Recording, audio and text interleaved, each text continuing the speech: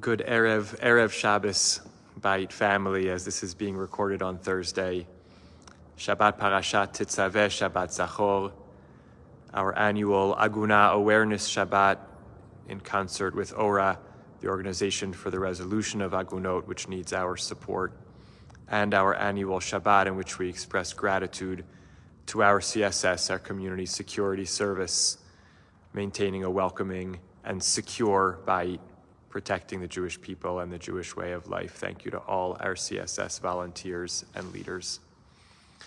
And the truth is that Parashat Tetzaveh maybe would be better named Parashat Ve'ata, the very, very first word of the parasha, not Tetzaveh, the second, because something amazing happens in the beginning of the parasha. In a span of 6 psukim, Moshe is addressed 3 times with the word Ve'ata. Ve'ata tetzavet b'nei Yisrael, charge the children of Israel about the olive oil. Ve'ata hakrei ve'lecha, bring Aharon and his sons close to you to charge them with service.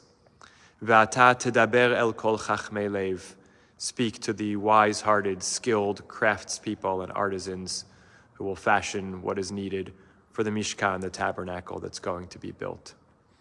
And this repetition of Ve'ata, you, God's direct address to Moshe, is striking because, of course, many point out that this is the exceptional parasha in Moshe's lifetime in which his name never appears. Moshe never is named in the parasha. But don't let that make you think that Moshe is absent.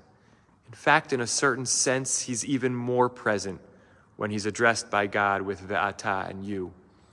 Because we know that while there's a special intimacy to speaking to someone by name, a power and an importance of calling each other by each other's names, those special windows into our souls and markers of our identities.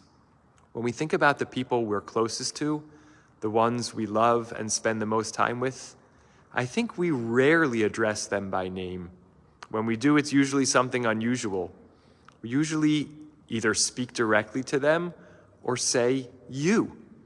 Because we're in close relationship and intimate connection, spending lots of face-to-face time together. And so we simply say you. And so God's repetitive use of Ve'ata is a signifier of the close relationship God has already forged with Moshe. The I-thou, literally, the ani-ata relationship that they have. And I was thinking as we approach this Shabbat that actually God is in a way charging Moshe to be an ata in the other relationships that Moshe is forming and deepening at this time. Ve'ata tetzavet b'nei Yisrael, charge, command the children of Israel as an ata in an intimate I-you relationship, the relationship we have with our broader community, our nation. Ve'ata hakrei ve'lecha et Aharon achicha, form an ata, an intimate I-you relationship with Aaron, your brother, and his children. Create intimate connections with family.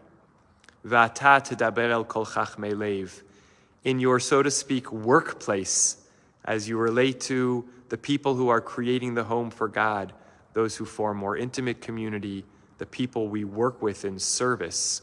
Create an I-you relationship with them. God is not just relating to Moshe as I-you, but charging Moshe to form I-you relationships with community, with family, and with close colleagues and partners in service. And the truth is, maybe this is the vision that we're called upon to try to carry out in this moment. One of our precious Rebbeim at Chovevei over the early years, Rabbi Yaakov Love, often said to us that the most important word in Tefillah is Atah. Baruch Atah Hashem. Not the Baruch and not the Hashem, but the Atah. The relationship of connection, of face-to-face, of knowing a you, of realizing we're speaking to something, to some being, and aiming to forge a relationship with it. And this Shabbat, which is both Parashat Zachor, the Shabbat in which we remember a moment when we were victimized by an enemy that saw no humanity in us, that did not fear God, that was the opposite of an I-you relationship, but only saw us as a vehicle, dehumanized. On the Shabbat as we approach Purim, when we wear masks and costumes, temporarily masking and changing our identities, but only because that's the day that is the exception that proves the rule. That's the day of Nahafochu, because every other day of the year, we want to be somehow our fullest Ani Ata, I Thou relationship. May it be a Shabbat and a week in which we push ourselves to see the deep humanity, to form intimate I Thou, Ani Ata relationships with family, with colleagues, with our people, and with every single human being on this earth with whom we have the privilege to connect and see the you-ness, the humanity in them on this Shabbat Ve'ata Tetzaveh. Shabbat Shalom.